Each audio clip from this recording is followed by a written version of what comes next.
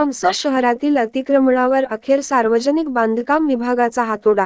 सार्वजनिक बांधकाम विभागाच्या वतीने शहरातील राष्ट्रीय महामार्ग क्रमांक 752 वरील अतिक्रमण मंगळवारी काढण्यात आले असून अनेक वर्षांनंतर आता रस्ता मोकळा दिसत आहे।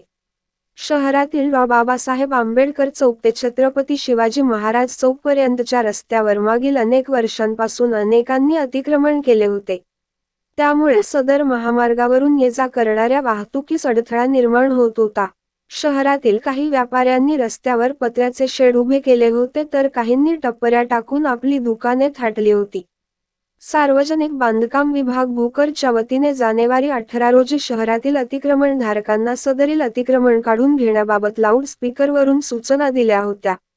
त्यानंतर आज मंगळवारी सार्वजनिक बांधकाम विभाग भोकरच्या वतीने ग्रामपंचायत कार्यालय तामसा यांच्या सहकार्याने मोठ्या पोलीस बंदोबस्तात ही कार्यवाही सुरू केली।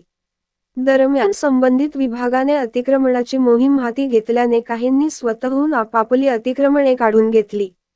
यावेळी सार्वजनिक बांधकाम विभागाचे शाखा अभियंता संजय गादा, ग्रामपंचायत कर्मचारी तसेच सहाय्यक पोलीस निरीक्षक कमल शिंदे, पोलीस उपनिरीक्षक Balaji Narote, police head constable Nagargoje यांच्यासह अनेक जण उपस्थित होते।